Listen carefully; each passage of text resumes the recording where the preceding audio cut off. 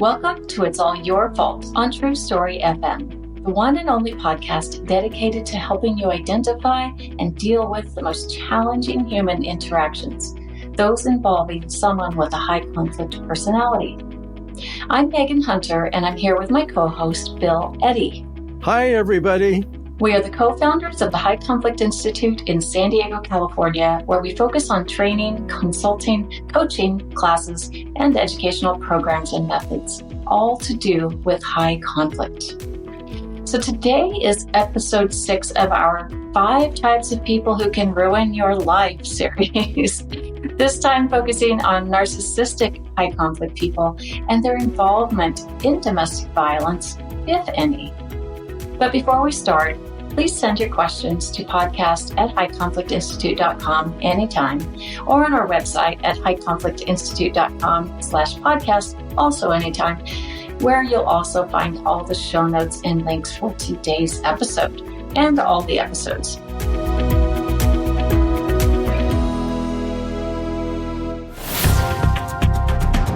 All right, Bill, welcome back. We missed you last week when I did an episode of Asked and Answered and tried to answer some listener questions. Hopefully they were okay. So today we're going to talk about narcissistic HCPs.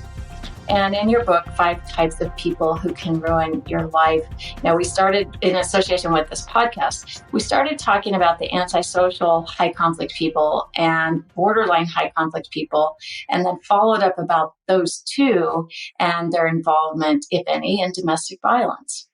This week, we're focusing on narcissistic personality disorder, high conflict people, and, like I said earlier, if they have involvement in domestic violence or not.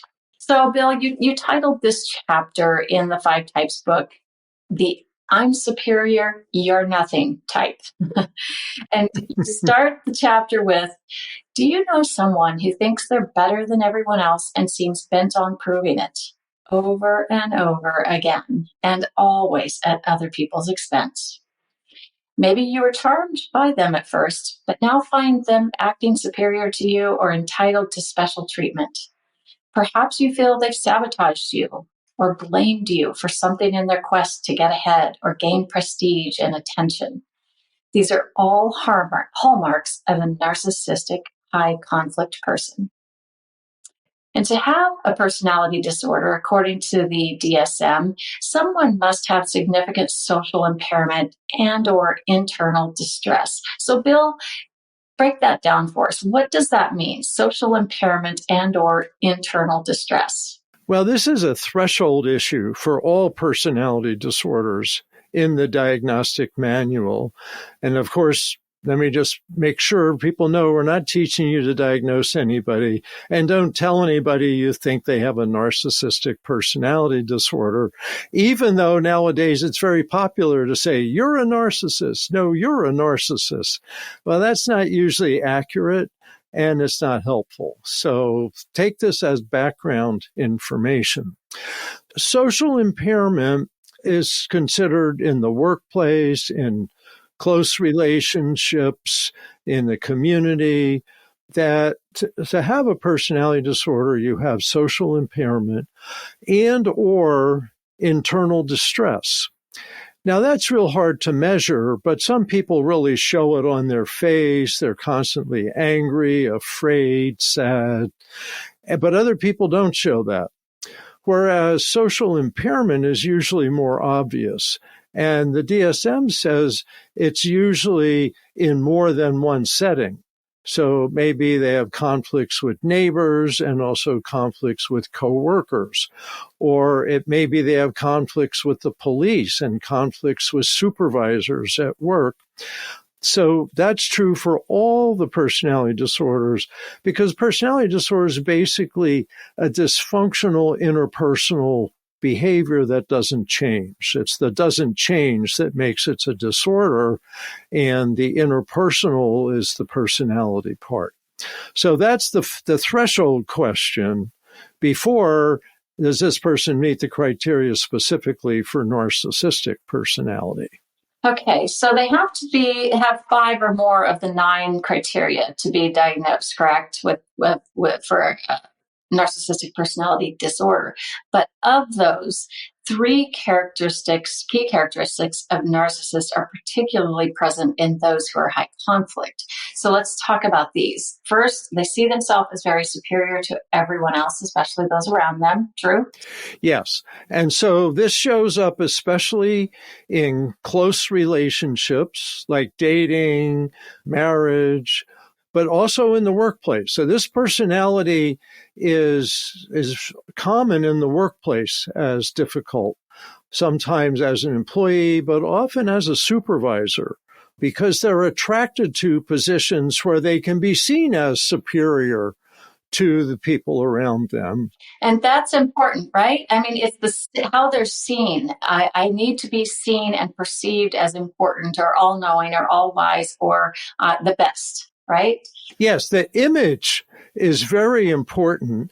And this is one of the things that's special about narcissistic personality compared to the others, in that they fairly early in life start developing a false self.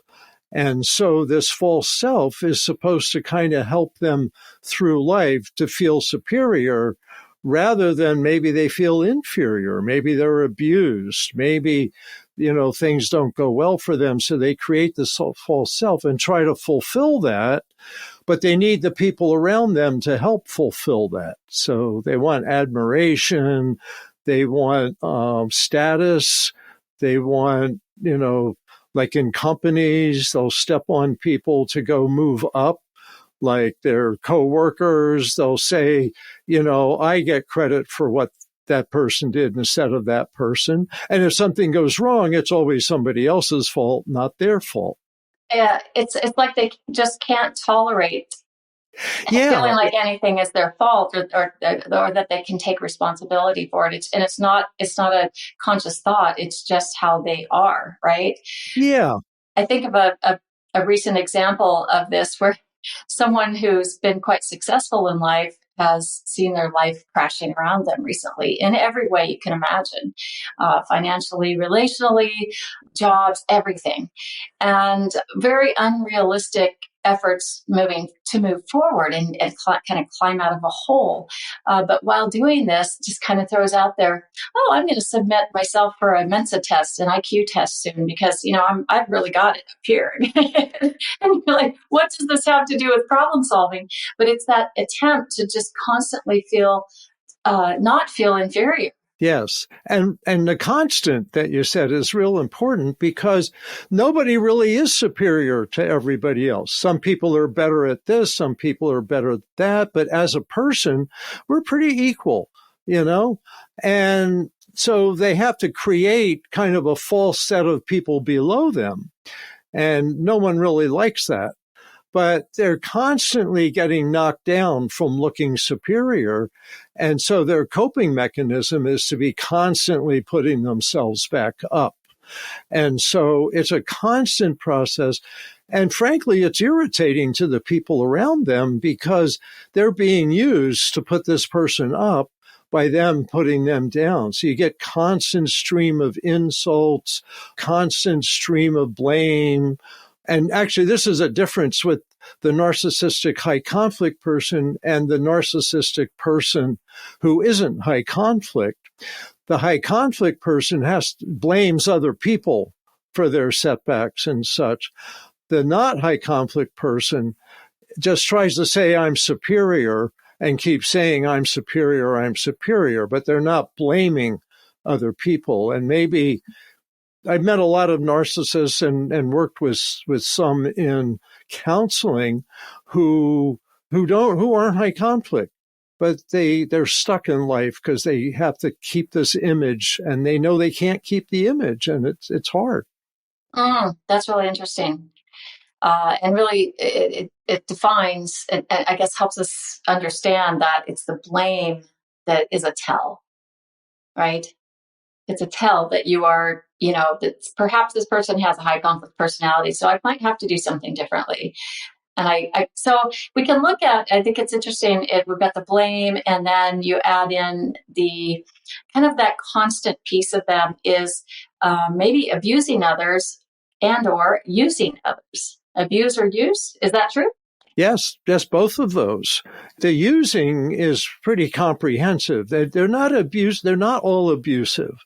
And the research that says the in terms of like the domestic violence, for example, that borderline and antisocial are the ones that stand out the most. But narcissists, as you will hear, have traits similar to borderline or traits similar to antisocial, and they do. Some are abusive. But many narcissists aren't abusive, but they're using people to look good. So let's say they marry somebody beautiful and they're putting them in front and, oh, look who I married, someone that's, perfect.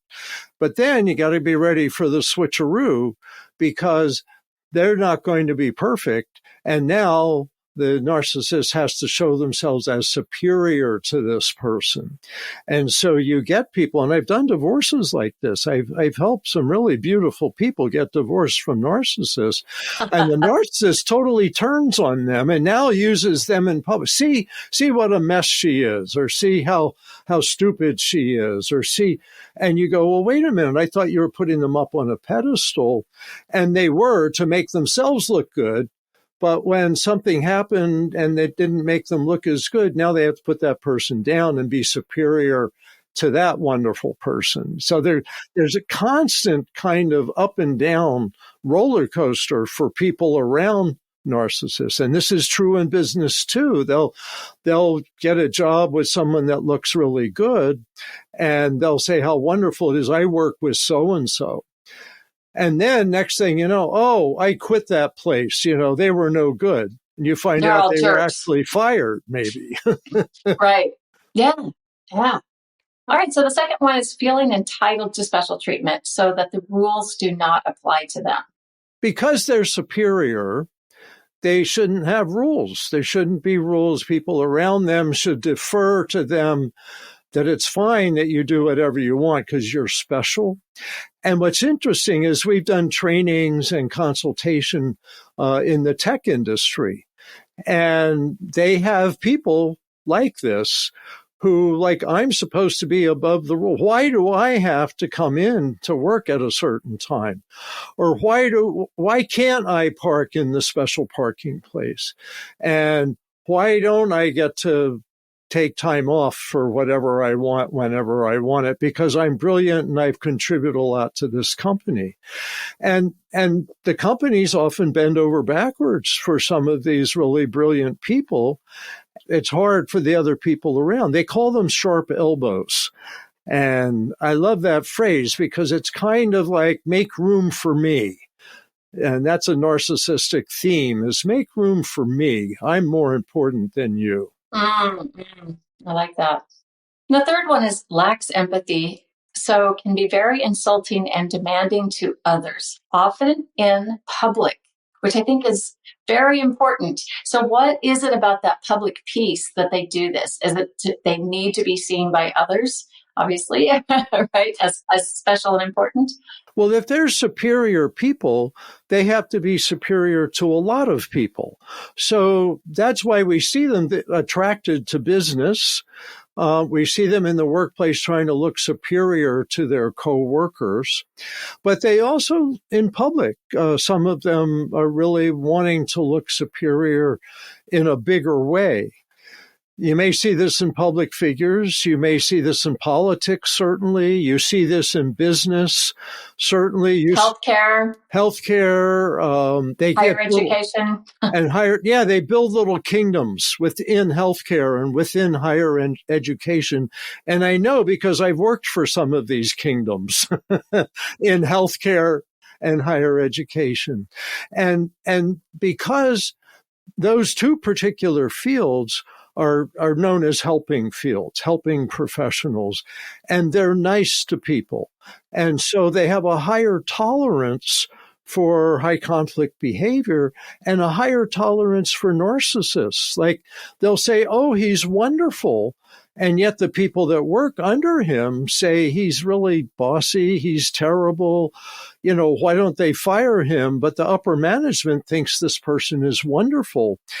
And that can happen with like department heads and administrators. Kiss up, kick down.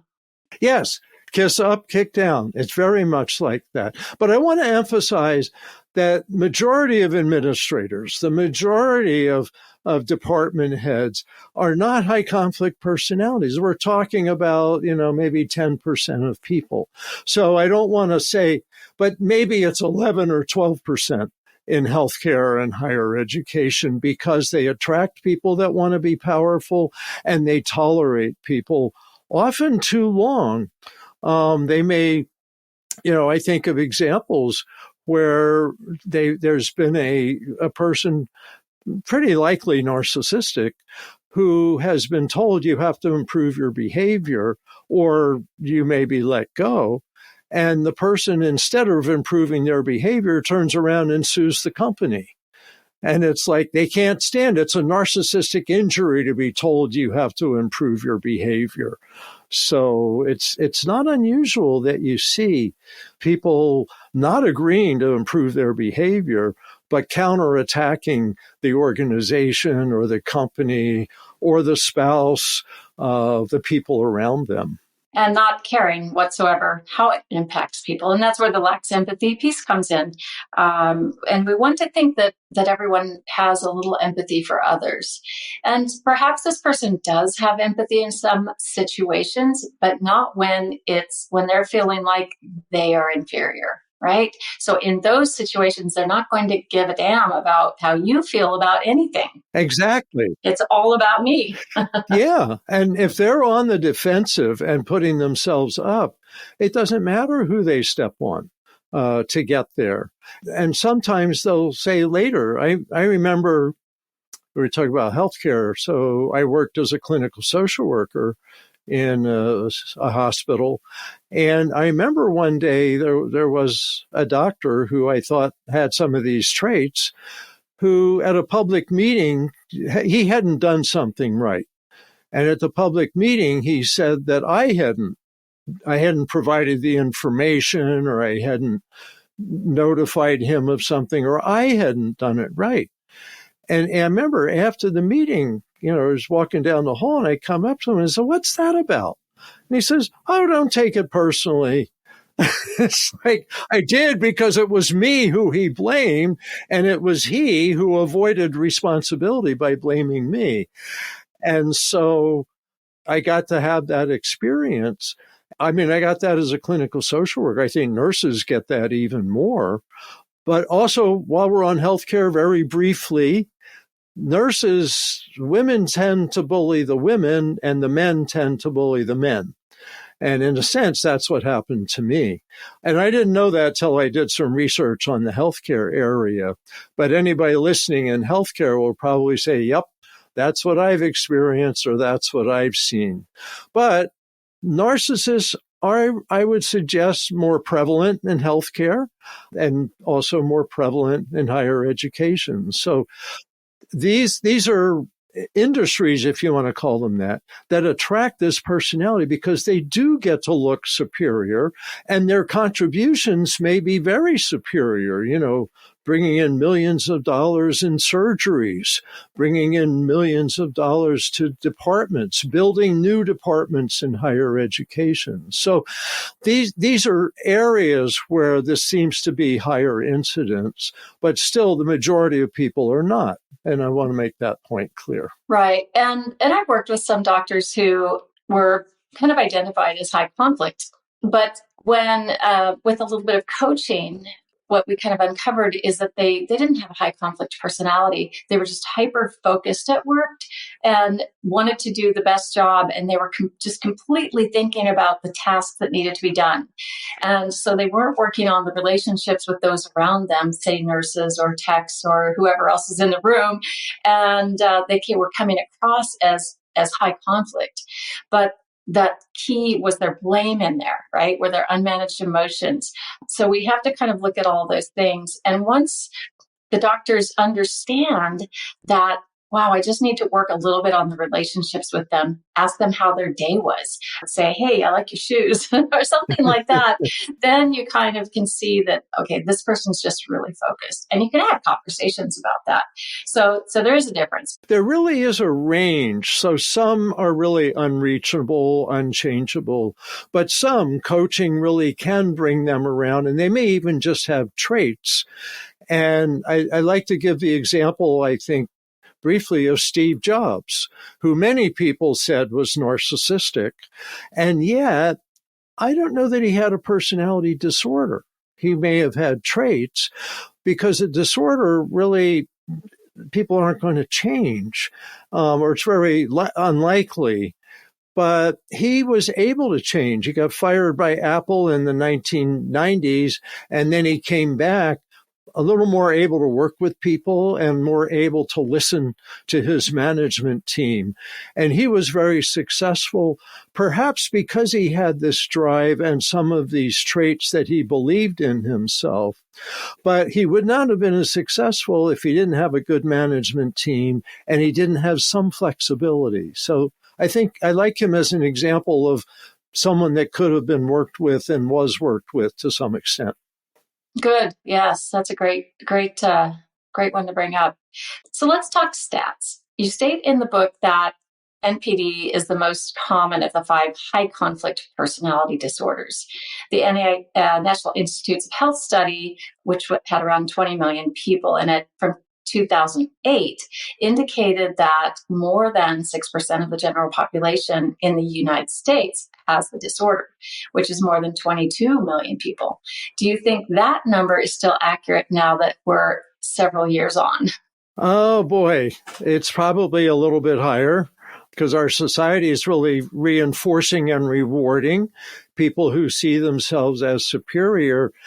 And this may, I don't know if it's fair to say this, but I think things like TikTok attract people that want to show themselves as special, and that there's a drive. So I think that's another place that attracts narcissists who put themselves out there, even if they aren't that good. But also, my guess is vast majority are not, certainly don't have narcissistic personality disorder. But it's an attractive place because you get to be, and you can say how many million people you have. I mean, there's good people that get a lot of millions of people too. So it's an interesting dynamic, but yes. Okay. Did the newer DSM figures align with that number? Well, the DSM says 6.2% from that big study you mentioned, but it also mentions other studies. And so they don't like these high numbers. But yet the DSM, if you went back to the DSM-4, they had 1% for narcissistic. And so I think that was way underestimated.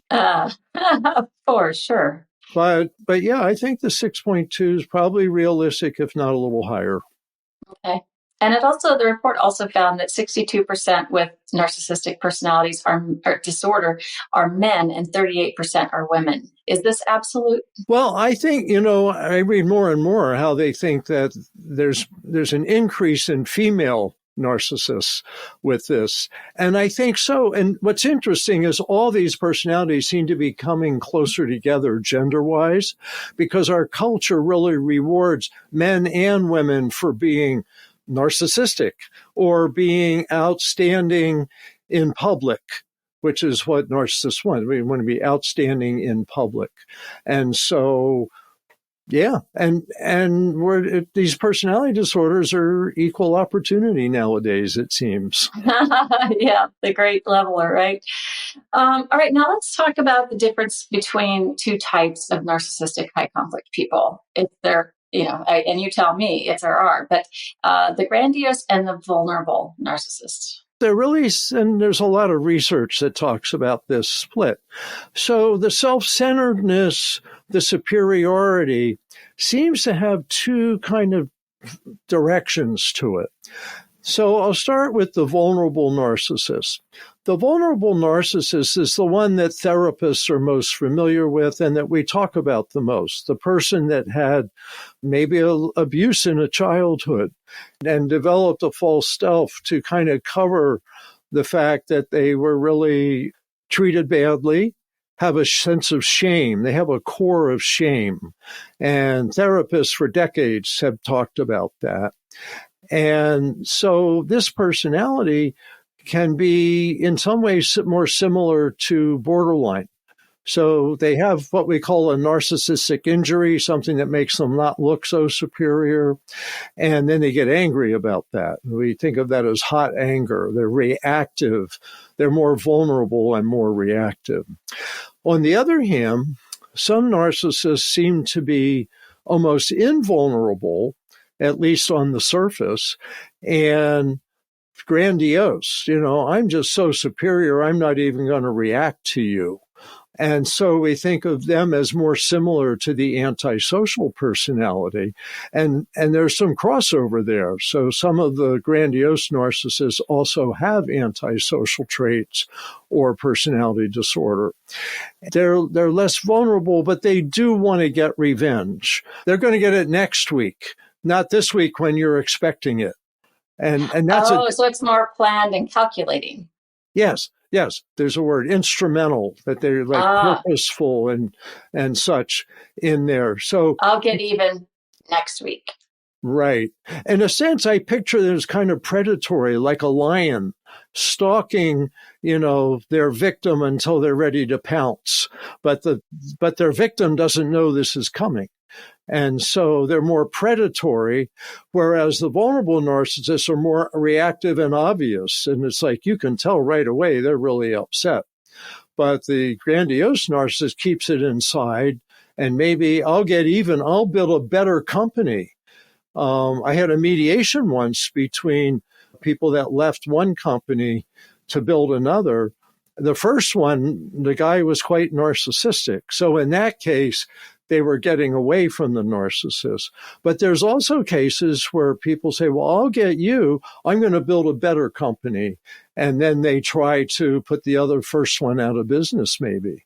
So it's a competitive, predatory aspect to the grandiose narcissist. Fascinating. So just like we talked about in the other two episodes, borderline and antisocial, the questions about lying. Will the narcissist lie? And is there a difference between the grandiose and vulnerable? Well, I really think that, all the personality disorders lie more than average based on their personality needs. So like borderline lies to keep relationships, antisocial lies to get more money or dominance in power. Narcissists lie to keep their image up, but they don't necessarily lie a lot because they exaggerate, and they're more successful because they're not blatantly lying, they're exaggerating. And so it's feasible that this is the best ever at this business. So, but they'll lie to keep their image up. As long as it looks good, as long as they look good to someone else, then the lying is justified. Yeah. So like they'll lie early in a relationship to get someone who is probably not going to be happy with them in the long run. But if there was a difference, and I really don't know, and I don't know if there's any research on lying by grandiose narcissists versus vulnerable. But what I would say is vulnerable narcissists are probably less likely to lie because they're so out there. They're out in the open. I'm angry at you because you insulted me, and I can't be insulted because I'm a narcissist. They can insult others, but they can't take it. Very thin-skinned. They're more just out there with what's really happening. Grandiose narcissists may be lying in order to promote a scheme, but they certainly don't lie as much as antisocials. And that's the thing I want to say. Antisocial, if someone lies a lot, you're probably looking at an antisocial personality disorder, because deception, lying, and conning is one of the criteria of that personality. Yeah. Yeah, that's part of the job description. Right. Right? I lie because this is my recipe. And they'll lie when they know they can get caught. That's always one for me that is, I kind of look for that. Yeah. So then one last one, and then we'll take a break. Apologizing. Will the narcissistic high conflict person apologize authentically? Well, that's pretty unlikely because they're superior, so they shouldn't have to be. Being a narcissist means never having to say you're sorry. And being high conflict generally means that. So don't expect them to apologize. And they may be insulted if you ask them to apologize, because that's putting themselves down. And they can't put themselves down. They're so invested in putting themselves up. Now, I think an exception to that is when they have to look good. And so something happened and, I'm sorry, but they're more likely to say, I'm sorry you feel bad about how important I am. that they kind of reword it so it's the non-apology apology. Sorry, not sorry. Yeah. Or gritted their teeth. If you don't say you're sorry, you're fired. All right, I guess I'm sorry. Yeah. But their behavior will show that they're not really sorry. So I wouldn't expect that. And I wouldn't seek that with a narcissist. It's a waste of time. You just get a false apology at best and get an escalation of conflict at worst. Oh gosh, I hear so often people say, I'm not moving on in this relationship until I get an apology. Right? Oh, well, guess what? You're not moving on. But that's what the narcissist will say. They'll want you to apologize, but you shouldn't apologize. Don't seek an apology and don't give a false apology. Talk about what you want in the future if there's a problem, because you're not going to get an apology about the past. Right. Yeah, other people will give you that, but not this person. Mm-hmm. All right, let's take a quick break and we'll be back to talk about domestic violence and NPD, high conflict people.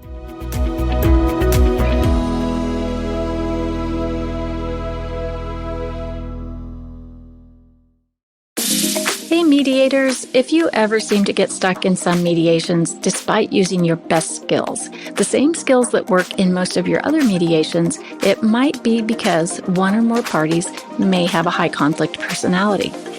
If so, there is hope for helping them. We offer a training for family mediators and another one for all other mediators to learn the necessary skills for handling your high conflict cases. Bill Eddy's settlement rates increased from around 75% in high conflict cases to above 90% using the new Ways for Mediation model he created. These trainings are a combination of on-demand, which you can watch 24/7, and Zoom training directly with Bill. You'll find the link for this in the show notes below. Sign up at highconflictinstitute.com/upcoming-courses. Email us at info@highconflictinstitute.com or just send us a message through our socials. All right, we are back. So, Bill, is it common for those with narcissistic high conflict personalities to be involved in domestic violence? The answer is they have they're more involved in domestic violence than the average person, and all the personality disorders apparently are. There's research that shows that. Now, this research shows that borderline and antisocial personalities are the most prevalent in the domestic violence of the 10 personality disorders. But narcissist is more than average. And what we see is similar domestic violence to that of borderline and antisocial. So the vulnerable narcissists that we just talked about have the hot reactive anger. They feel a narcissistic injury, they feel insulted or threatened, and so they strike out more impulsively, reactively. And so that's the kind of domestic violence you see with them. With the grandiose narcissists, you may see the more planned reaction a week later. It's not the hot reactive, it's a cold, I don't know if I want to say predatory, because antisocial personalities are more predatory, but a narcissist will kind of store in the back of the mind, okay, I'm going to get them when I get around to it, or when I'm in a better position, then I'll show them how inferior they are and superior I am. So, they may think of it like there may be a public meeting next week. Maybe the company, maybe the department's having a meeting next week. It's a great opportunity to humiliate this person who you feel disrespected you if you're Ouch. a narcissist. Yeah. Ouch. Yeah. Yeah, but it's very normal, a very normal thinking for them. It's just how they think. Yeah. How about stalking? It could be if there's an incentive for them. They let go of relationships much more easily than, say, borderline. So they're less likely to stalk than borderline. But I wouldn't rule it out, especially a vulnerable narcissist that's like, you may have to pay for this. You've made me look bad. And so they could engage in stalking.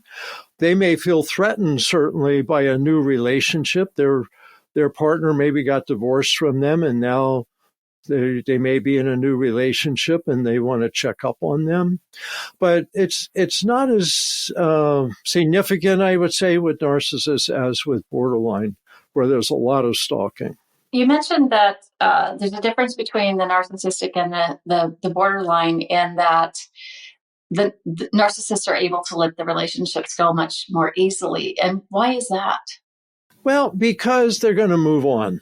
They're not dependent in the same way that a borderline would be dependent on a partner, because in a sense, narcissists don't get that close. Borderline can get close, and they can care, and they have empathy. And so if a relationship blows up, it's a bigger loss to them. For a narcissist, it's like, oh, I'll go somewhere else. Moving on. Yeah, you weren't that important to me anyway. And that's got to be crushing for the partner who's left behind, because they thought they had a close relationship, and that it was a mutually adoring relationship, I guess. And for the narcissistic brain, it's saying, no, I can just move on, right? Yeah. So one of the trickiest couples for divorcing is the narcissist and borderline couple, because the narcissist is like, hey, I'm out of here. And the borderline's, no, you're not. and they're kind of this dance back and forth. And when they end up in family court, this is one of the most common combinations in high conflict divorces, where the person with borderline traits is really trying to hold on, and the person with narcissistic traits is trying to get away. And so in court, they can be very demeaning and disdainful and disparaging about their former spouse, because they're moving on. That has to be just devastating for the former spouse if they have BPD, right? I mean, that's just got to be soul crushing. Especially because people with BPD are often very attracted to narcissists because they look wonderful, and they create an image of themselves that often fulfills the image that the borderline person is looking for in someone, that thinks they're really special. And borderline people tend to idealize and then devalue. But narcissistic people, that false self, can make them look very appealing in getting into a relationship. And then when the narcissist turns on the person with borderline and puts them down or wants to let them go, then you've got borderline rage, and you get this push-pull effect. And it's sad, because I believe this is mostly driven unconsciously, maybe even from birth or early childhood, these patterns. And people just get stuck in these, quicksand of high conflict divorces driven by the personalities. Now, I'm not saying everybody in a high conflict divorce has two people with a personality disorder. Many cases, maybe half, it's one person. But with the narcissist and a borderline, when there's domestic violence, the borderline's like pushed away by the violence, but wants to hold on to the relationship. And so there's a coming and going. So borderline's kind of in and out. Their cycle's up and down, whereas narcissist is more, I'm out of here. It's a little more one way. And they'll do what it takes to get away, including disparaging their former spouse in really mean terms. So it's interesting dynamics. And if people don't understand this stuff, they totally miss the dynamics. And they might go, oh, she's really being a jerk. She's trying to hold on to him. When you find out that he was really being a jerk and that she believed in who he was, but now, doesn't know what to do. So people get blamed for each other's behavior with high conflict people because they're so good at that. What are some signs that your partner may have a narcissistic high conflict personality in a way that should make you concerned about your safety, perhaps? I wouldn't be as concerned about safety with narcissists as, say, borderline or antisocial, but potentially the thing you want to watch out for is their superior attitude, letting you get into situations where you might be harmed, even if not by them. And, with the safety stuff, it's often keeping track of times of high risk. So divorcing a narcissist, that's a big, huge narcissistic injury. And I think the statistic is 7 times more likely to get murdered at the time of separation than during the relationship. So if you're separating, make sure you're in a safe place when you're sending the message that you no longer want to be with this narcissistic person. And that's true with borderline and antisocial as well. If you know this pattern exists, you want to get to a safe place before you pull the plug and trigger the narcissistic injury. Because that narcissistic injury is when you may get violence with a narcissist, and especially the vulnerable narcissists, because they're so reactive. But a grandiose narcissist may feel like they have to punish someone. And so all of this is kind of patterns. You see the narcissistic pattern of putting you down or putting other people down. That's probably one of the bigger warning signs, is that if they can demean people in this way, show disdain and disrespect in this way, then they may not care if they cause some injury at some point. Yeah. It could turn toward you, right? Yeah. Yeah. And don't be surprised if suddenly that person has a new partner very quickly, right? Oh, yeah. Narcissists are always looking for admiration from other people. And actually what you see, it's not unusual that you have them in a marriage, say, but they're also having an affair. I remember working in group therapy and chemical dependency treatment program in psychiatric hospital years and years ago. And there was a guy that said, I have 3 girlfriends and they don't understand me. They know about each other. There's no lying. Everything's out in the open. And they just don't understand I have more needs than the average person. And so I have to have at least 3 relationships going at any time to fill my needs, So how narcissist can you get to tell people that they need to share you to fill your needs? And that was quite blatant in that case. And the group gave him feedback that, you're a narcissist.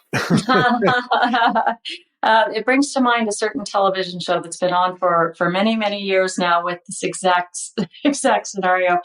So, we don't want to take domestic violence lightly, and we don't want to, alarm anyone unnecessarily either, but watch for patterns, right?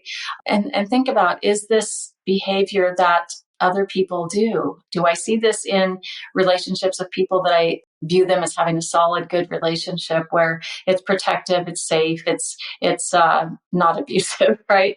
There's no put downs. So, any last thoughts on that, Bill? What would you say to someone if if you're listening to this podcast and you think, wow, this sounds really familiar in my life. What should they do? What steps can a person take? Well, I think, first of all, they should have the domestic violence hotline number, which will be in the show notes. Secondly, I would say talk to a lawyer and or talk to a therapist. So you've got someone to talk to really understand the situation you're in and what your options are for dealing with it. As with all these situations, you want to figure things out before, if you decide I'm going to give notice to a relationship, that you want to get this figured out before that announcement comes. Now, if the other person wants to divorce you, and narcissists are often initiate the divorce because they're ready to move on, then still go to a lawyer, go to a therapist, get information, understand what you're doing. Also, I might mention, read the book Splitting, the one I did with Randy Krager, that really talks about before, during, and after a divorce with someone with borderline or narcissistic personality disorder. Because people all the time tell me it predicts what happened in their case, but it also showed what to do when these things happen. So that's real helpful. Good. Well, we'll put that link in the show notes as well. So we've gone a little bit longer than usual today with the personality awareness tools in this chapter of the 5 Types book. It will get easier for you to spot narcissistic HCPs early on and avoid relationships with them or manage your contact with them with some increased confidence. And if you do let, someone like this or more than someone like this into your life, do so with eyes wide open to the realities you'll face and the work you will need to do to manage their high conflict tendencies.